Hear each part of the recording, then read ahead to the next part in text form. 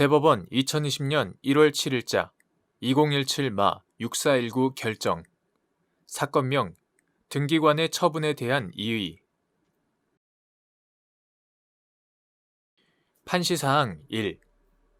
등기 신청이 있는 경우 등기관이 갖는 심사의 권한 범위. 결정요지 1.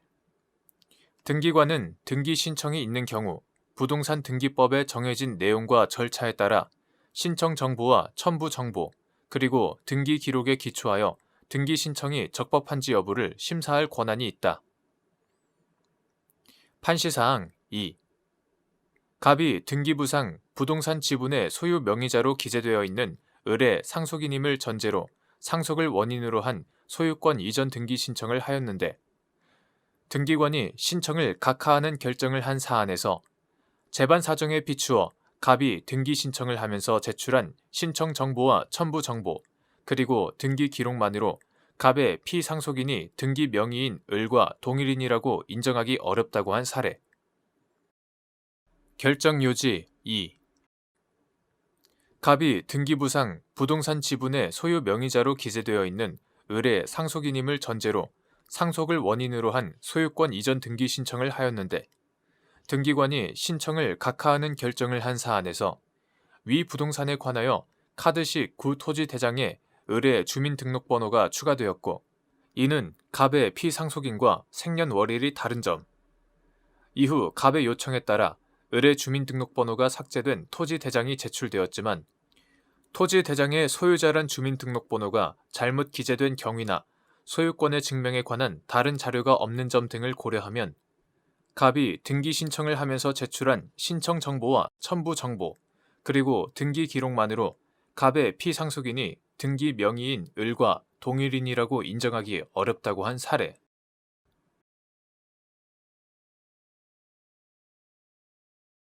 대법원 2020년 1월 9일 선고 2015다 230587 판결. 사건명 공사대금. 판시사항. 갑 주식회사 등이 지방자치단체와 공사도급계약을 체결하면서 계약의 일부로 편입한 지방자치단체 공사계약 일반 조건에 공사의 일시정지 관련 조항은 가항에서 발주기관의 필요에 의하여 계약 담당자가 지시한 경우를 공사감독관이 공사의 이행을 정지시킬 수 있는 경우 중 하나로 들고 있고, 다항에서 가항의 규정에 의하여 공사를 정지시킨 경우 계약 상대자는 계약 기간의 연장 또는 추가 금액을 청구할 수 없다. 다만 계약 상대자의 책임 있는 사유로 인한 정지가 아닌 때에는 그러하지 아니한다고 정하고 있으며, 라항에서는 발주 기관의 책임 있는 사유에 의한 공사 정지 기간이 60일을 초과한 경우 발주 기관은 그 초과된 기간에 대하여 잔여 계약 금액의 초과 일수 1일마다 시중은행 일반 자금 대출 금리를 곱하여 산출한 금액을 준공 대가 지급 시 계약 상대자에게 지급하여야 한다고 정하고 있는데, 지방자치단체가 갑 회사 등에 공사를 정지하라고 통보하였다가 그 후 예산 사정으로 계약 이행이 불가능하다며 도급계약을 해지하자 갑 회사 등이 지방자치단체를 상대로 라항을 근거로 한 청구를 별소로 제기한 다음 다시 다항을 근거로 하여 공사 정지에 따른 추가 금액의 지급을 구한 사안에서 도급계약에 편입된 위 가항, 다항 및 라항을 종합하면 라항은 다항의 특별 규정이 아니라 다항과는 별개의 규정이라고 보아야 하는데도 라항을 다항의 특별 규정으로 보아 갑 회사 등이 라항을 근거로 제시한 별수에서 승소 확정 판결을 받았다는 이유만으로 다항을 근거로 한 위 청구를 배척한 원심 판단에는 위 다항과 라항의 해석에 관한 법리 오해 등의 위법이 있다고 한 사례. 판결 요지. 갑 주식회사 등이 지방자치단체와 공사도급계약을 체결하면서 계약의 일부로 편입한 지방자치단체 공사계약 일반 조건에 공사의 일시정지 관련 조항은 가항에서 발주기관의 필요에 의하여 계약 담당자가 지시한 경우를 공사감독관이 공사의 이행을 정지시킬 수 있는 경우 중 하나로 들고 있고, 다항에서 가항의 규정에 의하여 공사를 정지시킨 경우 계약 상대자는 계약 기간의 연장 또는 추가 금액을 청구할 수 없다. 다만 계약 상대자의 책임 있는 사유로 인한 정지가 아닌 때에는 그러하지 아니한다고 정하고 있으며 라항에서는 발주 기관의 책임 있는 사유에 의한 공사 정지 기간이 60일을 초과한 경우 발주 기관은 그 초과된 기간에 대하여 잔여 계약 금액의 초과 일수 1일마다 시중은행 일반 자금 대출 금리를 곱하여 산출한 금액을 준공 대가 지급 시 계약 상대자에게 지급하여야 한다고 정하고 있는데 지방자치단체가 갑 회사 등에 공사를 정지하라고 통보하였다가 그 후 예산 사정으로 계약 이행이 불가능하다며 도급계약을 해지하자 갑 회사 등이 지방자치단체를 상대로 라항을 근거로 한 청구를 별소로 제기한 다음 다시 다항을 근거로 하여 공사 정지에 따른 추가 금액의 지급을 구한 사안에서 도급계약에 편입된 위 가항, 다항 및 라항을 종합하면 발주기관의 필요로 계약 담당자가 지시하여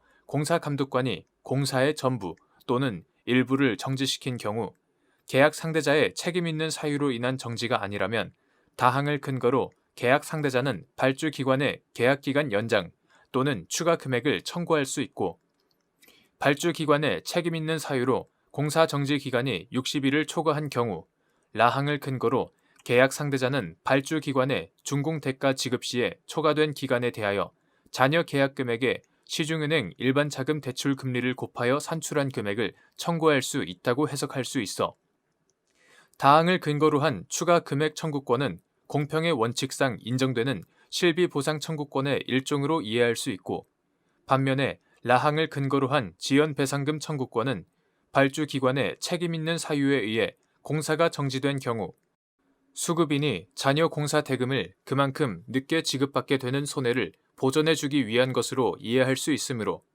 라항은 다항의 특별 규정이 아니라 다항과는 별개의 규정이라고 보아야 하는데도 라항을 다항의 특별 규정으로 보아 갑 회사 등이 라항을 근거로 제기한 별소에서 승소 확정 판결을 받았다는 이유만으로 다항을 근거로 한 위 청구를 배척한 원심 판단에는 위 다항과 라항의 해석에 관한 법리 오해 등의 위법이 있다고 한 사례.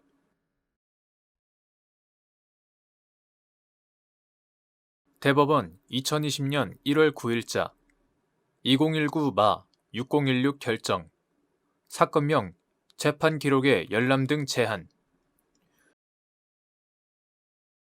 판시사항 1. 민사소송법 제163조 제1항 제2호에서 정한 영업비밀의 개념은 부정경쟁 방지 및 영업비밀 보호에 관한 법률상 영업비밀의 개념과 동일하게 해석하여야 하는지 여부. 적극. 부정경쟁 방지 및 영업비밀 보호에 관한 법률상 영업비밀에 해당하기 위한 요건. 결정요지 1. 민사소송법 제163조 제1항 제2호에 의하면 소송 기록 중에 당사자가 가지는 영업비밀이 적혀있는 때에 해당한다는 소명이 있는 경우에는 법원은 당사자의 신청에 따라 결정으로 소송 기록 중 그 부분의 열람 등을 신청할 수 있는 자를 당사자로 한정할 수 있다. 위 조항은 이때의 영업비밀은 부정경쟁 방지 및 영업비밀 보호에 관한 법률 제2조 제2호에 규정된 영업비밀을 말한다 라고 규정하고 있으므로 위 영업비밀의 개념은 부정경쟁 방지 및 영업비밀 보호에 관한 법률상의 영업비밀의 개념과 동일하게 해석함이 타당하다. 2015년 1월 28일 법률 제13081호로 개정되기 전에 부정경쟁 방지 및 영업비밀 보호에 관한 법률 제2조 제2호에서는 영업비밀에 관하여 상당한 노력에 의하여 비밀로 유지될 것을 요구하였고 대법원 2008년 7월 10일 선고 2008도 3435 판결 대법원 2017년 1월 25일 선고 2016도 10389 판결 등도 상당한 노력에 의하여 비밀로 유지된다는 것은 그 정보가 비밀이라고 인식될 수 있는 표시를 하거나 고지를 하고 그 정보에 접근할 수 있는 대상자나 접근 방법을 제한하거나 그 정보에 접근한 자에게 비밀 준수 의무를 부과하는 등 객관적으로 그 정보가 비밀로 유지, 관리되고 있다는 사실이 인식 가능한 상태인 것을 말한다 라고 판시하였다. 이후 법률 제13081호로 개정된 부정경쟁 방지 및 영업비밀 보호에 관한 법률 제2조 제2호에서는 합리적인 노력에 의하여 비밀로 유지될 것만을 요구하게 되었다.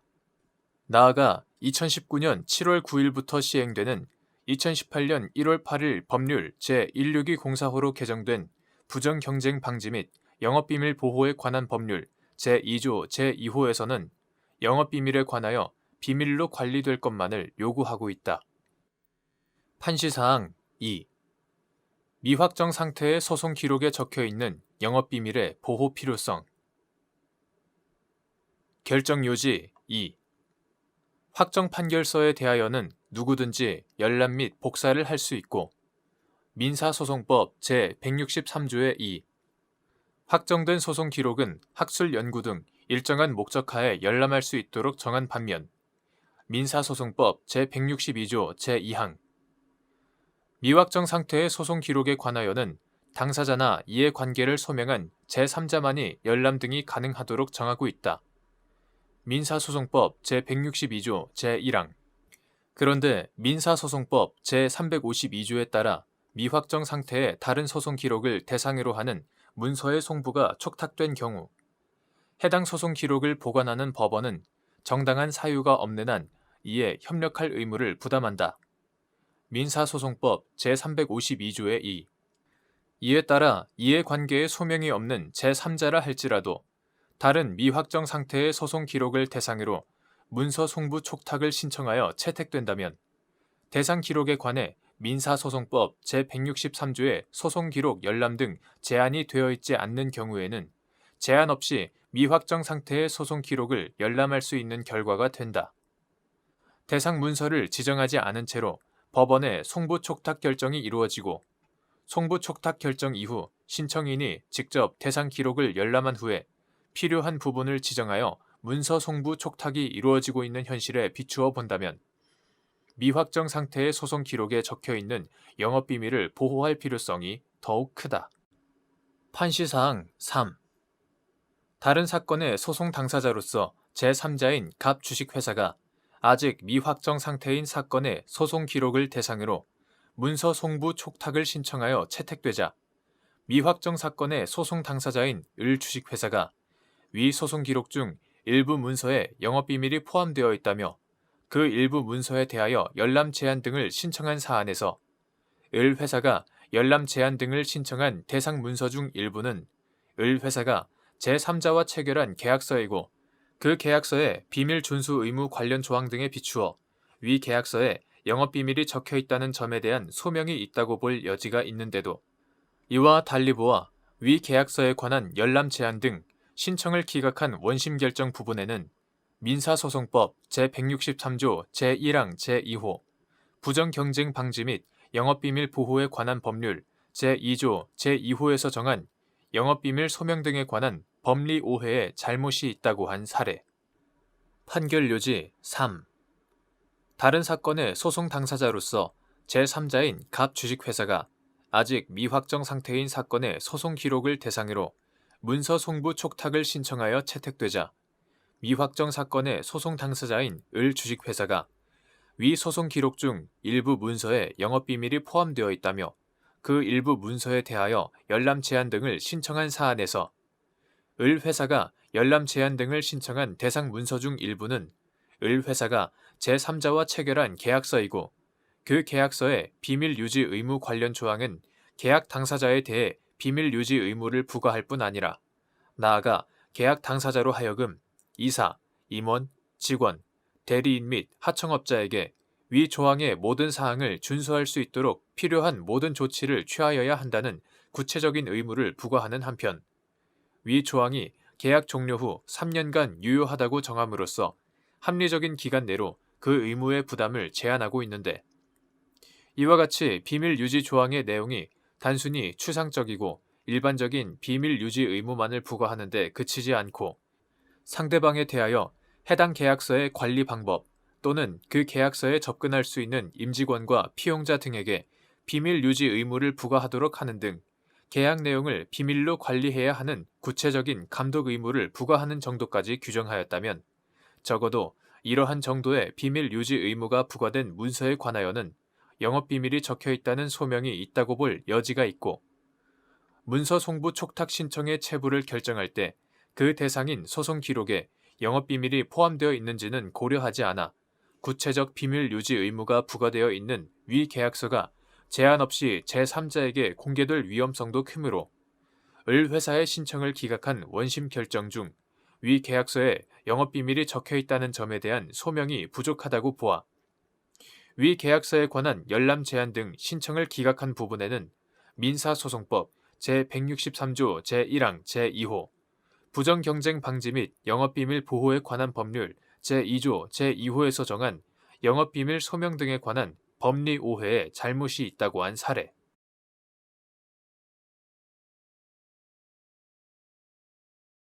대법원 2020년 1월 16일 선고 2014다 41520 판결 사건명 임금 판시사항 1. 구근로기준법 제56조에 따라 휴일 근로수당을 지급하여야 하는 휴일 근로에 단체 협약이나 취업규칙 등에 의하여 휴일로 정하여진 날의 근로가 포함되는지 여부, 적극 및 휴일로 정하였는지 판단하는 기준. 판결 요지 1. 구근로기준법 2018년 3월 20일 법률 제15513호로 개정되기 전의 것 제56조에 따라 휴일 근로수당으로 통상임금의 100분의 50 이상을 가산하여 지급하여야 하는 휴일 근로에는 같은 법 제55조 소정의 주휴일 근로뿐만 아니라 단체 협약이나 취업규칙 등에 의하여 휴일로 정하여진 날의 근로도 포함된다. 그리고 휴일로 정하였는지는 단체 협약이나 취업규칙 등에 있는 휴일 관련 규정의 문헌과 그러한 규정을 두게 된 경위, 해당 사업장과 동종업계의 근로시간에 관한 규율 체계와 관행, 근로 제공이 이루어진 경우 실제로 지급된 임금의 명목과 지급금액, 지급액의 산정 방식 등을 종합적으로 고려하여 판단하여야 한다. 판시사항 2. 여객자동차 운수업을 영위하는 갑 주식회사가 노동조합과 체결한 임금협정에서 월 근로일수는 22일 만근, 2월은 20일로 하고 월간 근로일수가 22일을 초과할 경우 임금 산정표에 의하여 수당을 지급한다 라고 정하였고 임금 산정표에 따르면 월간 근로일수가 26일을 초과, 2월은 24일을 초과하는 경우 휴일 수당이 지급되는데 갑 회사가 소속 근로자인 을 등에게 주휴 수당과 별도로 임금 산정표에서 정한 바와 같이 만근 초과 근로일 중 근로일수 26일, 2월은 24일을 초과한 날에 대해서만 휴일 수당을 지급하였고 이에 을 등이 갑 회사를 상대로 만근 초과 근로일 전부에 대한 휴일 근로수당의 지급을 구한 사안에서 갑 회사의 사업장에서는 만근 초과 근로일 중 월간 근로일수 26일, 2월은 24일을 초과한 날에 대해서만 휴일로 정하고 있다고 봄이 타당하므로 을 등의 휴일 근로수당 청구를 받아들일 수 없다고 한 사례. 판결 요지 2. 여객자동차 운수업을 영위하는 갑 주식회사가 노동조합과 체결한 임금협정에서 월 근로일수는 22일 만근, 2월은 20일로 하고 월간 근로일수가 22일을 초과할 경우 임금 산정표에 의하여 수당을 지급한다 라고 정하였고 임금 산정표에 따르면 월간 근로일수가 26일을 초과, 2월은 24일을 초과하는 경우 휴일 수당이 지급되는데 갑 회사가 소속 근로자인 을 등에게 주휴 수당과 별도로 임금 산정표에서 정한 바와 같이 만근 초과 근로일 중 근로일수 26일, 2월은 24일을 초과한 날에 대해서만 휴일 수당을 지급하였고 이에 을 등이 갑 회사를 상대로 만근 초과 근로일 전부에 대한 휴일 근로수당의 지급을 구한 사안에서 갑 회사의 사업장에서는 만근 초과 근로일 중 월간 근로일수 26일, 2월은 24일을 초과한 날에 대해서만 휴일로 정하고 있다고 봄이 타당하므로 을 등의 휴일 근로수당 청구를 받아들일 수 없다고 한 사례.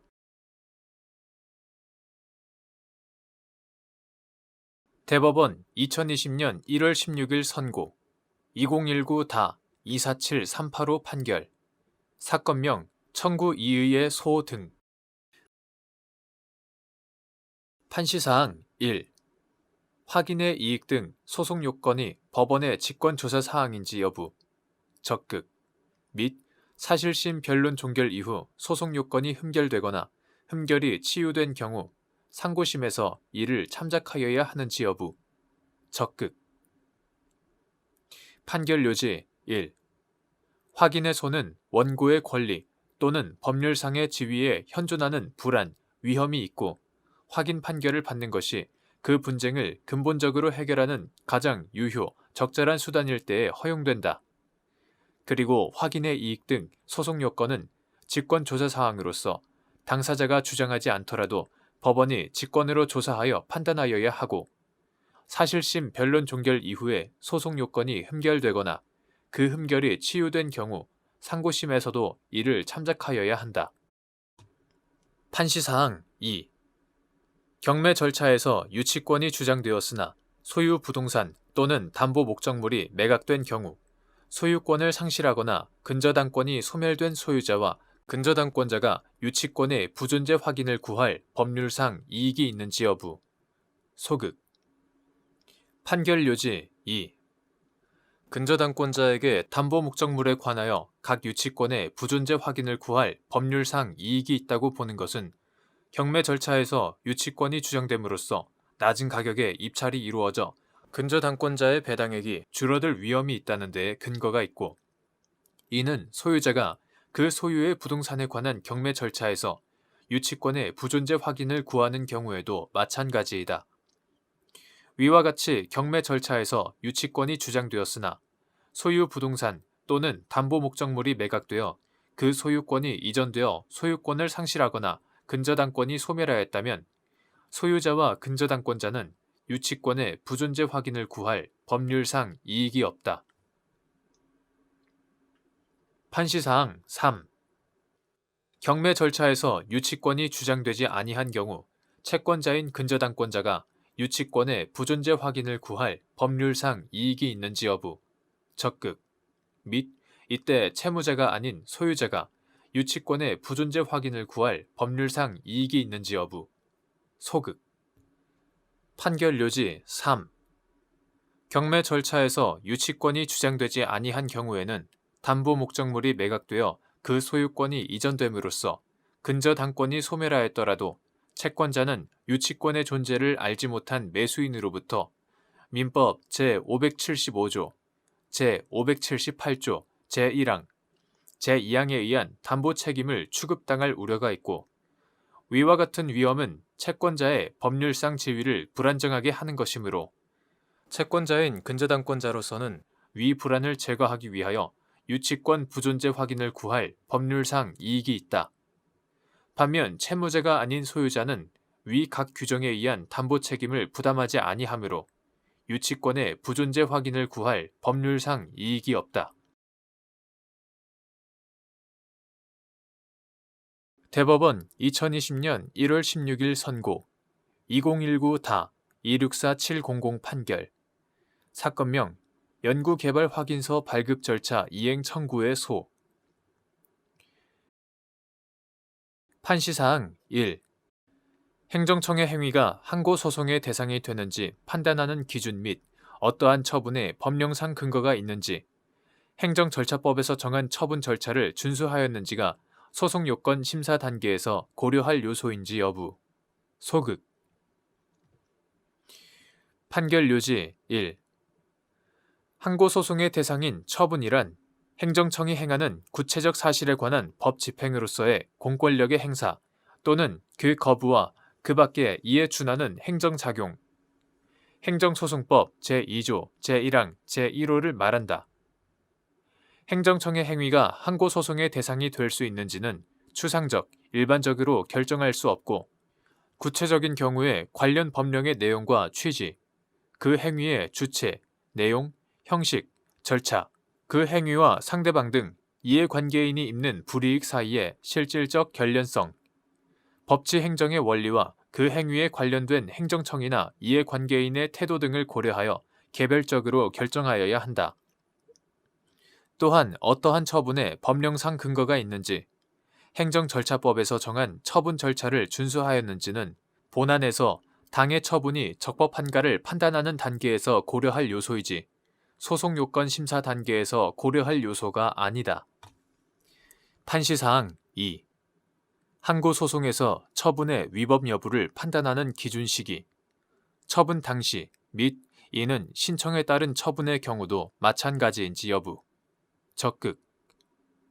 신청에 따른 처분의 발급에 관한 법령이 개정된 경우 경과 규정에서 달리 정하지 않은 한 처분 당시에 시행되는 개정 법령과 그에서 정한 기준에 의하여 위 처분의 발급 여부를 결정하는 것이 원칙인지 여부. 적극. 판결 요지 2. 항고 소송에서 처분의 위법 여부는 특별한 사정이 없는 한 그 처분 당시를 기준으로 판단하여야 한다. 이는 신청에 따른 처분의 경우에도 마찬가지이다. 새로 개정된 법령의 경과 규정에서 달리 정함이 없는 한 처분 당시에 시행되는 개정 법령과 그에서 정한 기준에 의하여 신청에 따른 처분의 발급 여부를 결정하는 것이 원칙이고 그러한 개정 법령의 적용과 관련하여서는 개정 전 법령의 존속에 대한 국민의 신뢰가 개정 법령의 적용에 관한 공익상의 요구보다 더 보호 가치가 있다고 인정되는 경우에 그러한 국민의 신뢰를 보호하기 위하여 그 적용이 제한될 수 있는 여지가 있을 따름이다. 판시사항 3. 행정소송법상 항고소송으로 제기하여야 할 사건을 민사소송으로 잘못 제기하였으나 수소법원이 항고소송에 대한 관할도 동시에 가지고 있는 경우 원고에게 항고소송으로 소를 변경하도록 성명권을 행사하여 행정소송법이 정하는 절차에 따라 심리 판단하여야 하는지 여부. 원칙적 적극. 판결 요지 3. 행정소송법상 항고소송으로 제기하여야 할 사건을 민사소송으로 잘못 제기한 경우에 수소법원이 그 항고소송에 대한 관할도 동시에 가지고 있다면 전심 절차를 거치지 않았거나 제소기간을 도과하는 등 항고소송으로서의 소송 요건을 갖추지 못했음이 명백하여 항고소송으로 제기되었더라도 어차피 부적법하게 되는 경우가 아닌 이상 원고로 하여금 항고소송으로 소 변경을 하도록 성명권을 행사하여 행정소송법이 정하는 절차에 따라 심리 판단하여야 한다. 판시사항 4.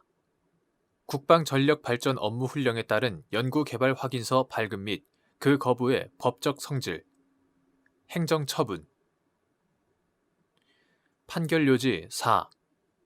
국방전력발전업무훈령 제113조의 5, 제1항에 의한 연구개발 확인서 발급은 개발업체가 업체 투자 연구개발 방식 또는 정부, 업체 공동투자 연구개발 방식으로 전력지원체계, 연구개발 사업을 성공적으로 수행하여 군사용 적합 판정을 받고 국방규격이 재개정된 경우에 사업관리기관이 개발업체에게 해당 품목의 양산과 관련하여 경쟁입찰에 붙이지 않고 수의계약의 방식으로 국방조달 계약을 체결할 수 있는 지위, 경쟁입찰에 예외 사유가 있음을 인정해주는 확인적 행정행위로서 공권력의 행사인 처분에 해당하고 연구개발 확인서 발급 거부는 신청에 따른 처분 발급을 거부하는 거부 처분에 해당한다. 판시사항 5. 개발업체가 전력지원체계 연구개발 사업을 성공적으로 수행한 경우 해당 품목에 관하여 수의계약 체결을 요구할 권리를 당연히 갖는지 여부.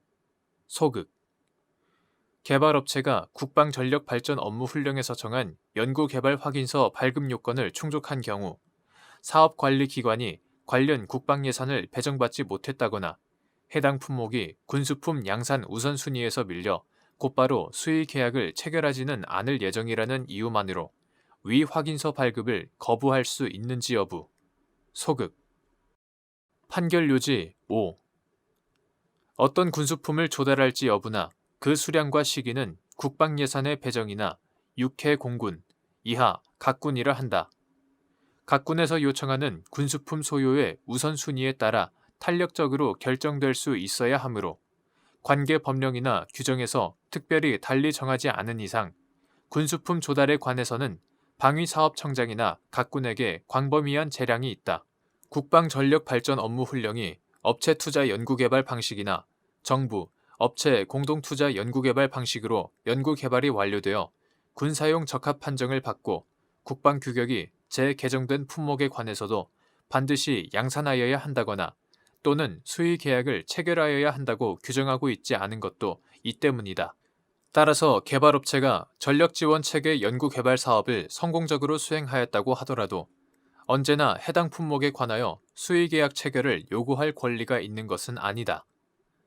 그렇다고 하더라도 사업관리기관에 의한 연구개발 확인서 발급 여부 결정은 수의계약 체결 여부를 결정하기 전에 행해지는 별개의 확인적 행정행위이므로 개발업체가 국방전력발전업무훈령 제113조의 5, 제1항에서 정한 발급 요건을 충족하였다면 연구개발 확인서를 발급하여야 하며 관련 국방 예산을 배정받지 못했다거나 또는 해당 품목이 군수품 양산 우선순위에서 밀려 곧바로 수의 계약을 체결하지는 않을 예정이라는 이유만으로 연구개발 확인서 발급조차 거부하여서는 안 된다.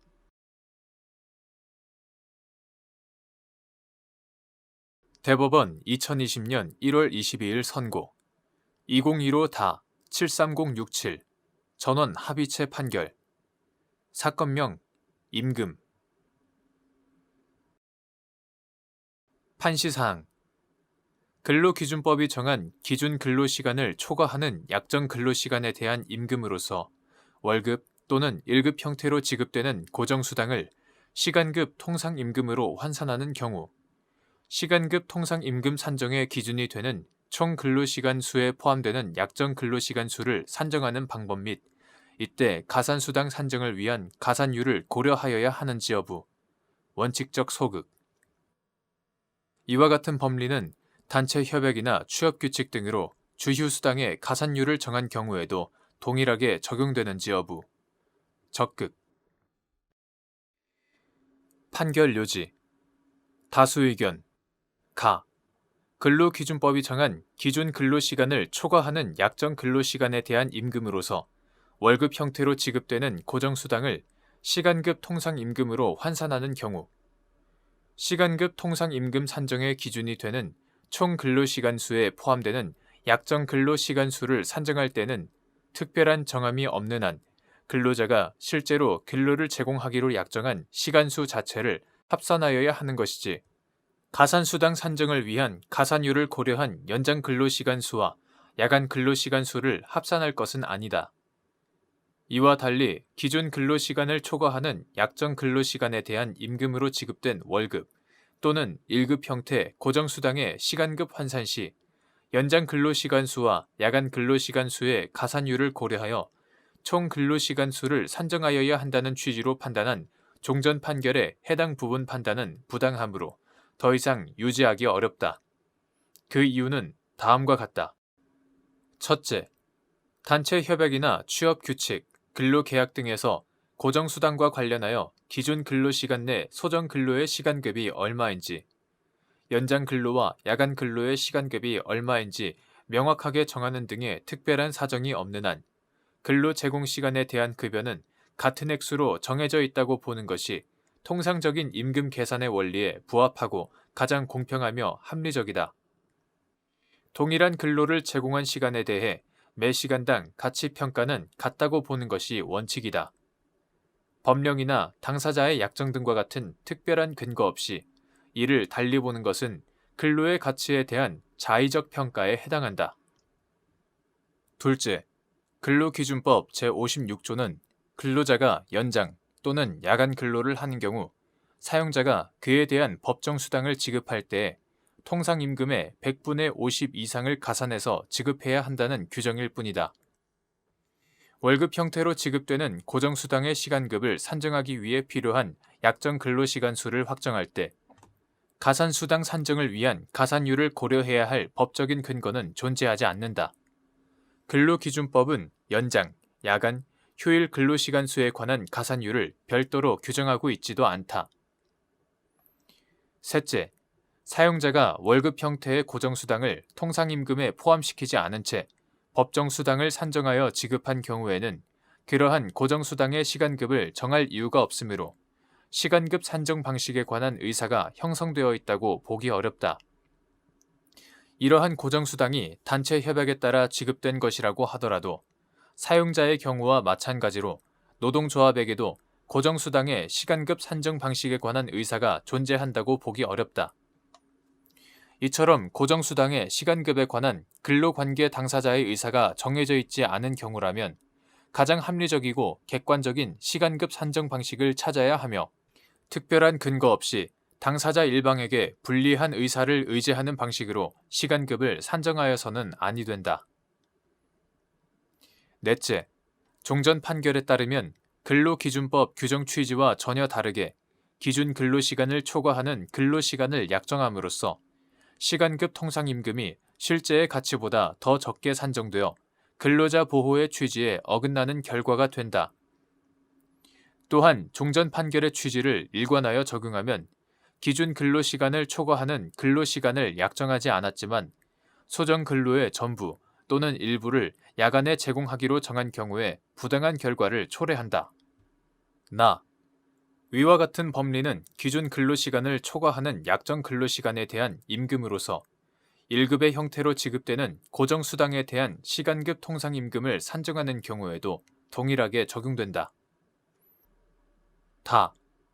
단체 협약이나 취업규칙 등으로 주휴수당의 가산율을 정한 경우 이는 주휴수당을 지급할 때에 기본 주휴수당의 일정한 비율을 가산하여 지급하기로 하는 취지에 불과하므로 위와 같은 법리는 이 경우에도 동일하게 적용된다.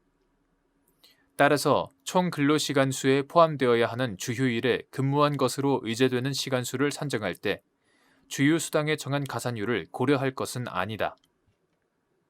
대법관 이기택의 반대 의견. 다수 의견은 고정수당의 결정, 지급에 관한 근로관계 당사자의 의사를 고려하지 않는 것이어서 옳지 않다.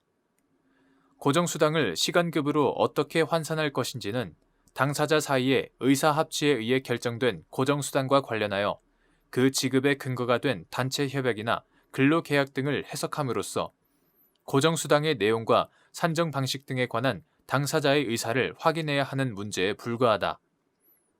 단체 협약이나 근로계약 등의 고정수당의 시간급을 특별히 정해두지 않아 그러한 의사가 명시적으로 드러나지 않더라도 고정수당의 지급 경위와 지급 조건, 해당 사업장의 기본급 등 산정 방식, 임금 지급 관행, 사업장의 근로 형태 등 재반 사정을 종합적으로 살펴 객관적이고 합리적으로 당사자의 의사를 해석하여 고정수당의 적정한 시간당 대가를 산정해내야 한다. 사용자와 노동조합이 월급 또는 1급 형태의 고정수당을 통상임금에 포함시키지 않은 채 연장, 야간 근로수당 등 법정수당을 산정하여 지급하기로 합의한 경우 그러한 합의는 고정수당을 시간급으로 환산하여 이를 각종 법정수당 산정의 기초로 삼지 않겠다는 것에 불과하다. 오히려 고정수당과 관련한 임금 결정 단계에서 당사자 사이에는 이미 고정수당의 내용이나 산정 방식 등에 관하여 묵시적으로라도 일정한 의사합치가 있다고 보는 것이 합리적이고 그에 관하여 아무런 의사가 형성되지 않았다고 볼 것은 아니다. 근로의 가치에 관한 정당한 평가라는 측면에서도 다수 의견에 동의하기 어렵다. 근로기준법 제56조는 근로의 가치 측면에서 연장, 야간 근로 1시간의 가치가 기준 근로시간 내에 주간 근로 1.5시간 근로 이상의 가치를 가진다고 선언한 것으로 이해할 수 있다. 게다가 기준 근로시간 내 주간 근로와 구분되는 연장, 야간 근로가 가지는 위와 같은 근로의 특성을 감안하면 기준 근로시간 내 주간 근로가 일반적으로 연장, 야간 근로와 동일한 가치를 가진다고 볼 수는 없다. 연장, 야간 근로에 대한 이러한 가치 평가를 고려하면 고정수당 중 연장, 야간 근로의 시간당 대가는 기준 근로시간 내 주간 근로의 시간당 대가에 비하여 최소한 1.5배로 구성되어 있다고 보는 것이 합당하다. 따라서 고정수당을 가산율을 고려하지 않은 약정 근로시간 수 자체로 나누어서는 고정수당의 정당한 시간급 통상임금을 산정할 수 없다.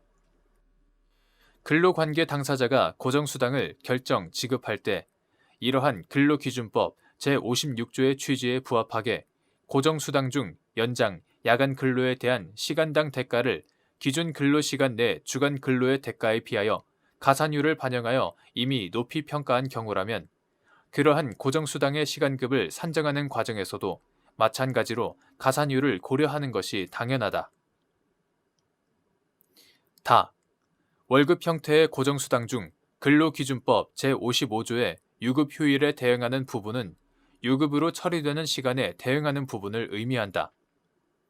따라서 주휴일에 유급으로 처리되는 시간 수가 얼마인지에 따라 고정수당 중에서 제외할 범위가 결정되어야 하고 총 근로시간 수 산정에도 그대로 반영되어야 한다. 주휴 근로의제 시간은 실제로는 근로자가 근로를 제공하지 않지만 사용자가 주휴수당을 지급하기 때문에 주휴일에 유급으로 처리되는 시간 수를 의미한다. 주휴수당의 가산율이 정해져 있다면 주휴수당이 그만큼 늘어나고 그에 따라 주휴일에 유급으로 처리되는 시간 수가 늘어나는 것이므로 결국 가산율이 고려된 유급으로 처리되는 시간 수가 시간급 통상임금 산정에 반영되어야 한다.